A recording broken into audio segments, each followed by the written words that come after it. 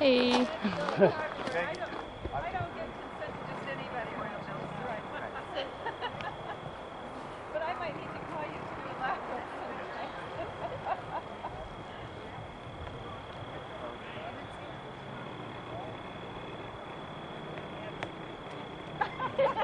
As I closed my eyes on that comment. Well, that's all right. Yeah, Now for stand two. medic.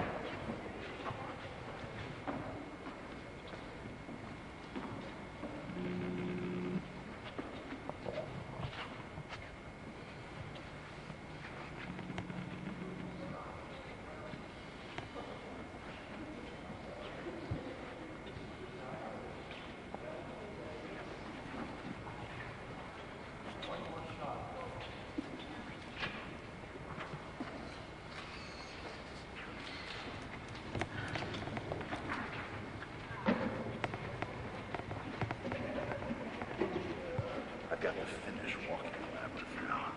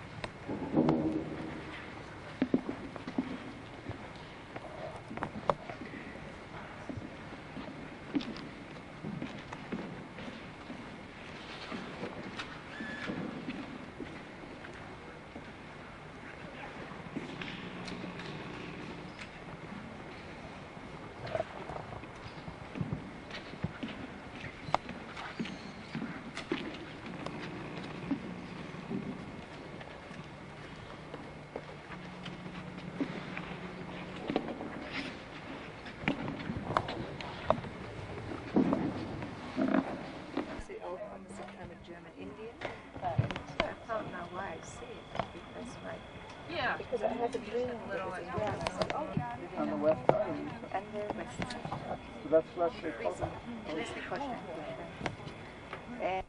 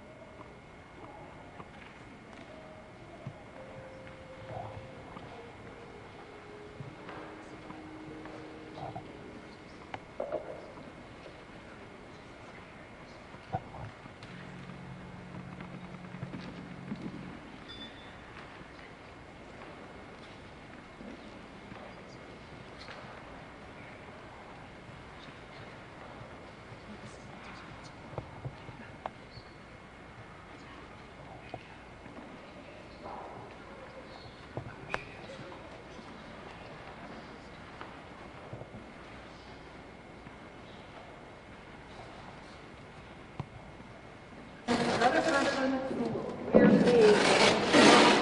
It lays flat. So we pull the body tension. Keep it up there.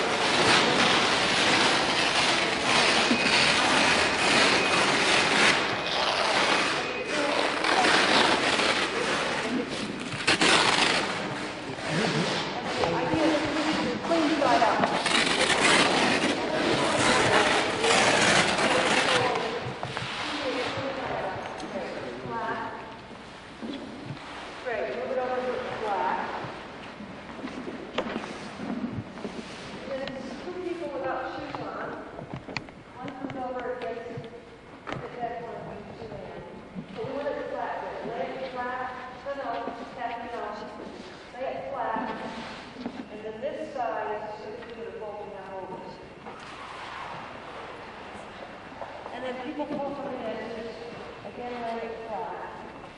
Have a secure wriggle when you can. Great. How you doing over there? Good. Duplication. That's great. This piece, good. Yeah, and instead of use the well-worn fold, this piece folds in along, like that. Great. And then,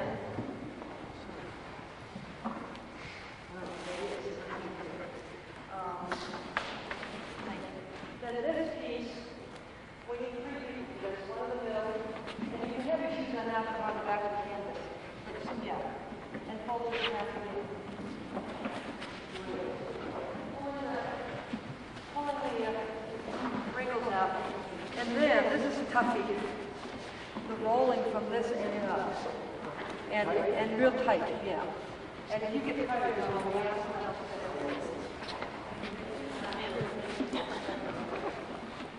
okay. Let's lay this piece totally flat. Great. And then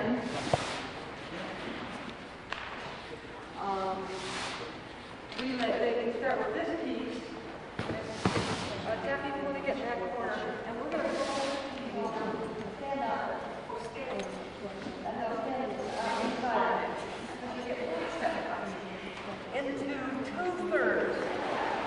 So, like about give or take, whatever. Crease is back. Yeah. Now go back to the crease. It's not back to the time on the crease.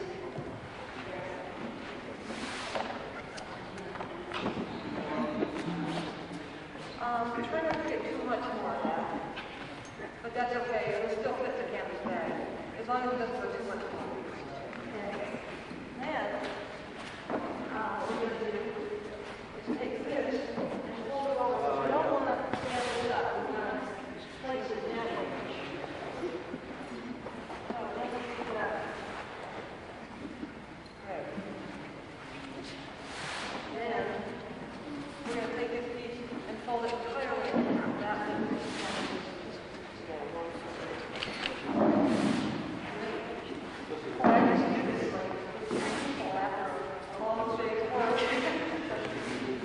Then rolls up from that end.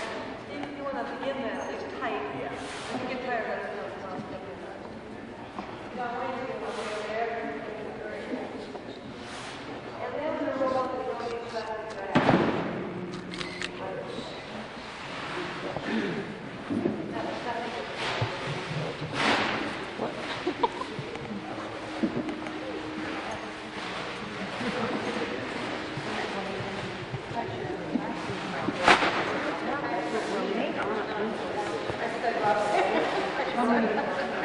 Yeah.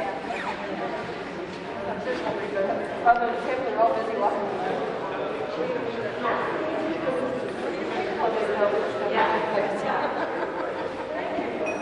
Interesting.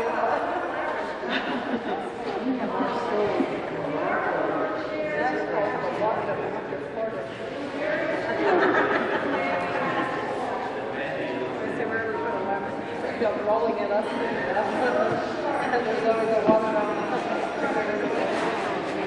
yeah. Here's another bag. Here's another bag for that now.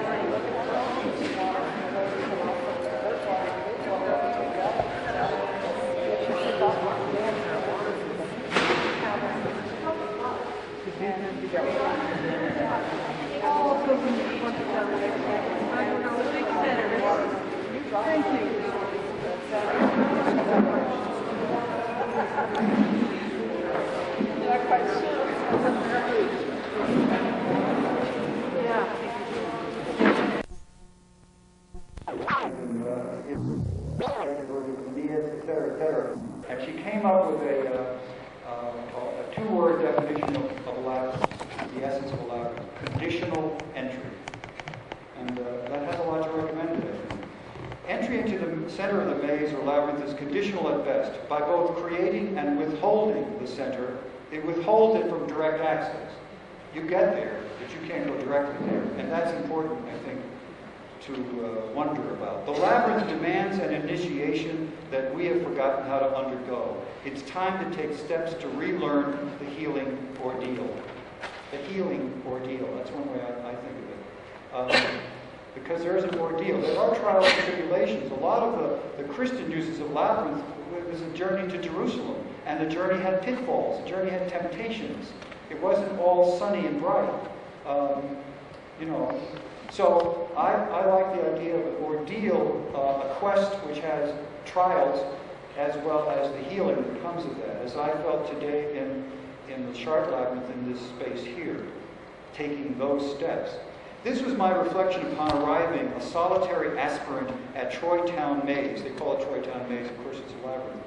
In just 2 decades, I was writing this in 1979, or writing about 79. The last total solar eclipse of the bi-millennium would be first visible on inhabited land at this lonely shore, before its lunar shadow sweeps southward across the face of Europe.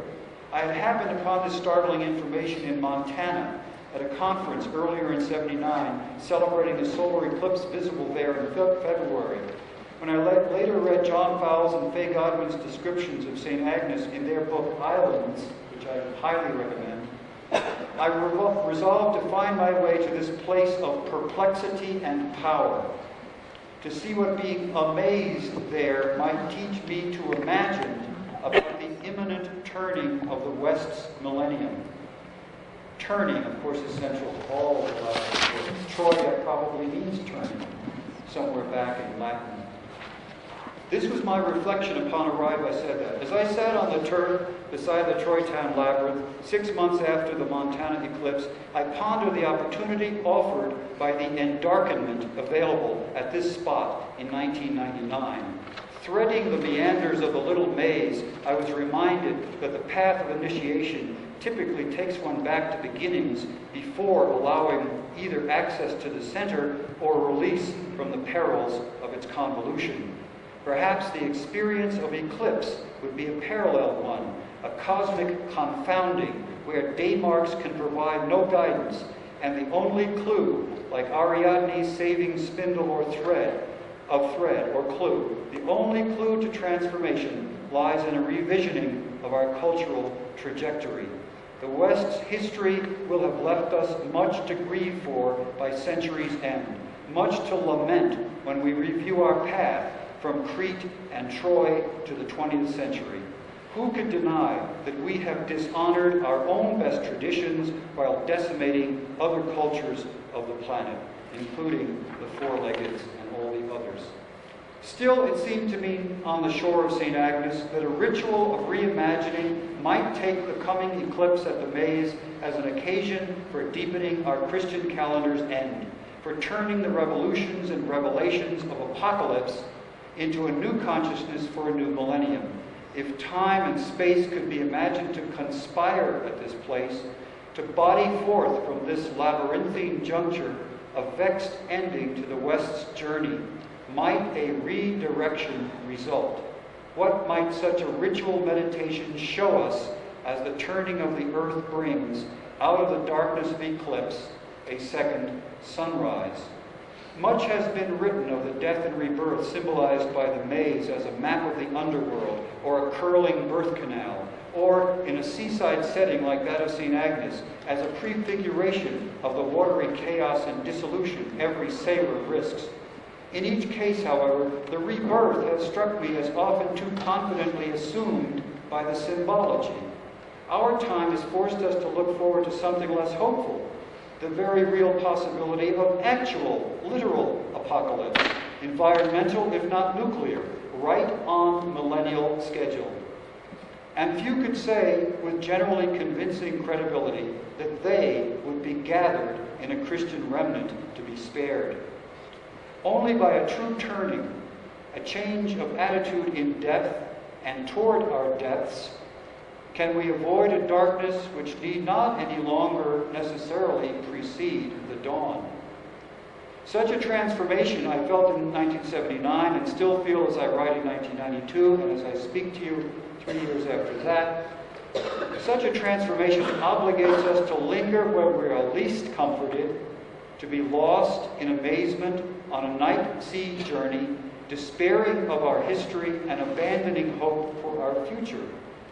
Only then, when we have gone off the deep end of our eclipsed pretensions, mourning all we have destroyed and letting go of every shallowly centered security, may we finally be open to hearing and heeding the humbling lesson of the labyrinth, namely, in Latin, eadem mutata resurgo.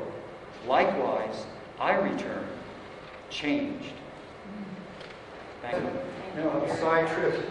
Thank you. I know we're probably running late. We have a few minutes. Does anyone have a question or comment? Yes. I've just been informed by some physicists that do a lot of galactic geometry, and that is that geomancy. That is that if during an eclipse, I know that the energy lines shrink down to very, very tiny and very gentle lines, and that during a full eclipse, what happens is that the Earth shuts down all of these energy lines all over the Earth. That's why Stonehenge could predict an eclipse anywhere on the planet. Once that's shut down, that's a time to repair the plumbing, to put back right that which isn't working. And we can, at that moment, and all eclipses between now and then, we can infuse into the grid, into the electromagnetic field of Earth's energy, our love and our healing. So this time, you are right on this one. Thank you. I left out something. You just reminded me. One of the theories about this labyrinth is that it was built by a lighthouse keeper in the 18th century. Now, John Fowles in Islands thinks it is much older, and that it's at least as old as the Viking visits, because there are similar labyrinths, beach stone labyrinths, all over the Baltic, in Scandinavia. So he thinks it's much older. But I was struck by the name of the lighthouse keeper who may have built the labyrinth. His name is Amor Clark. Love. So you have that imagery, love as the beacon to guide us through the labyrinth during the eclipse. So it's a bit overwhelming, it's just so much. It's almost more symbolism than I need, thank you. But still, it's there. And it also means there's so many possibilities of interpretation and meditation, and of course action and ritual, that no one can claim to be the sole gospel, which I think is good. That allows many, like the labyrinth itself, it allows people to come in from wherever they are, into this complex of images and symbolisms, and to do what you're saying, to take this moment, and it's really only going to be a few minutes when the total phase is there, but it may be crucial a few minutes on many levels. Yes. Now move your fingers like Basic meander becomes labyrinth. So this is the basic basic meander here. Let's see that. Now.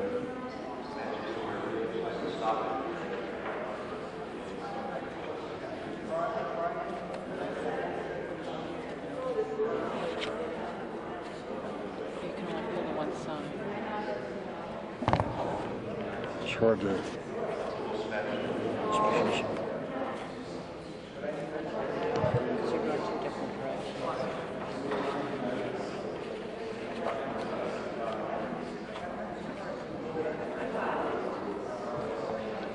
And here's the full. This is the 7th Circuit labyrinth. Here's the entrance. I'm going to open it up again. And show that this part of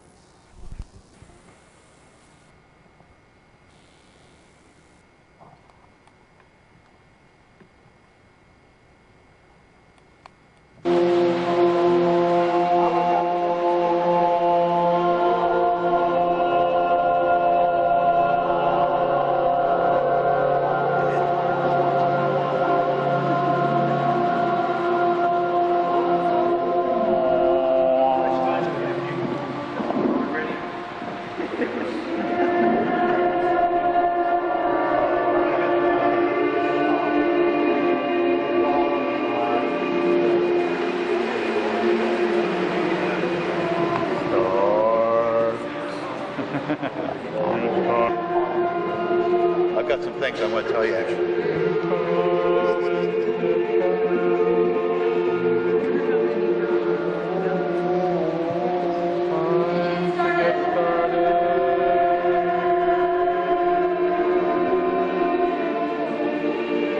Time to get started.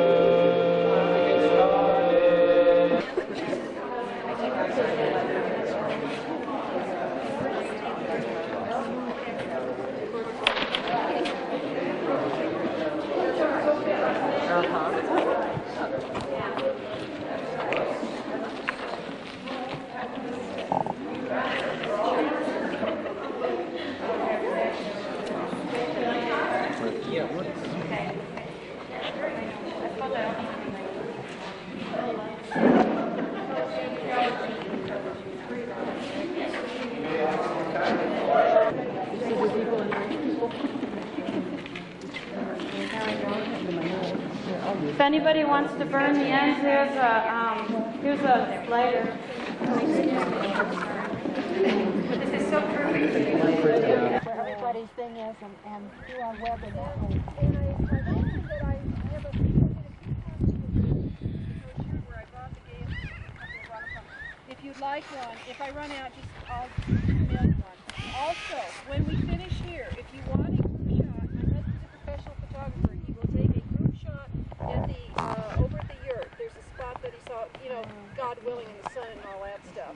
But he'd be willing to do that so everybody can be in the shot and you don't have one person always out of it taking the picture. And then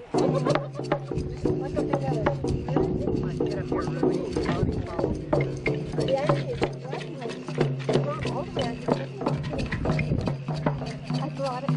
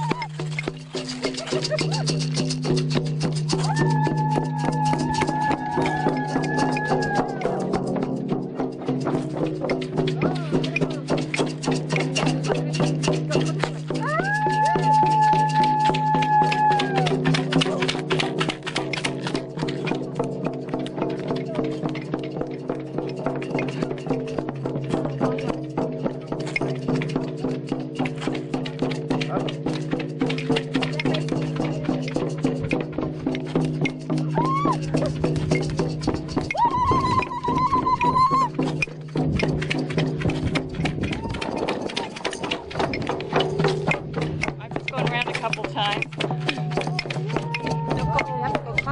go clockwise. Why don't you go clockwise?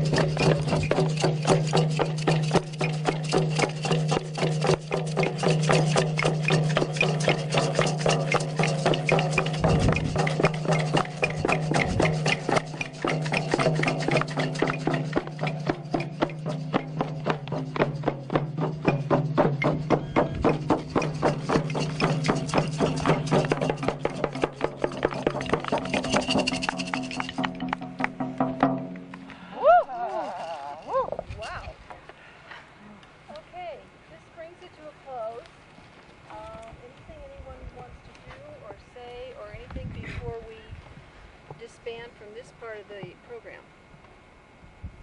You've said it all? So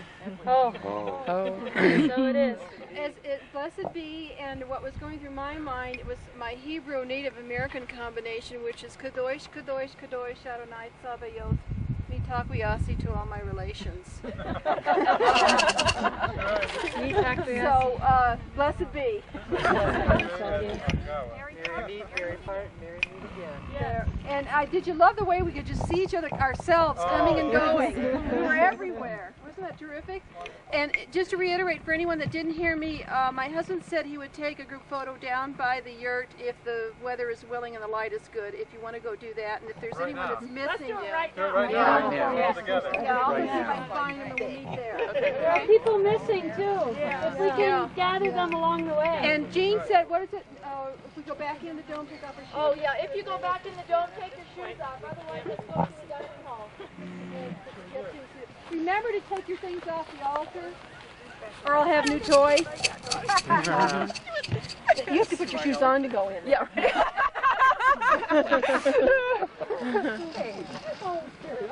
I've been like 30 minutes.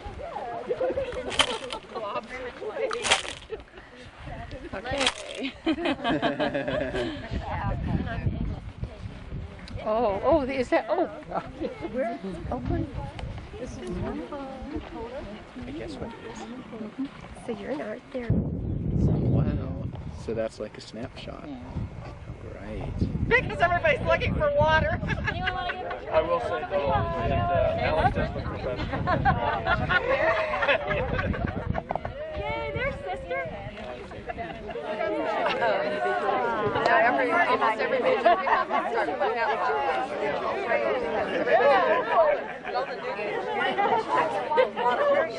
Right? corn where there's no rain.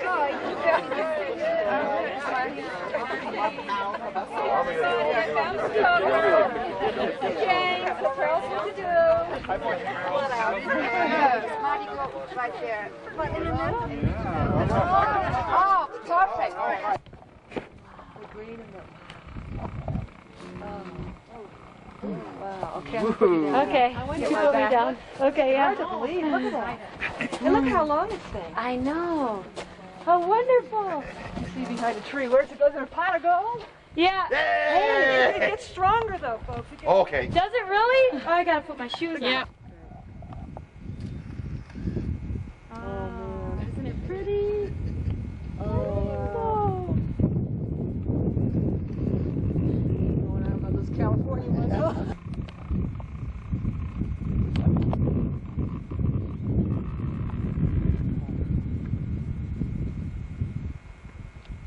Wow, that's great. Should be a picture postcard for the Galvin Ranch. So you just, Oh,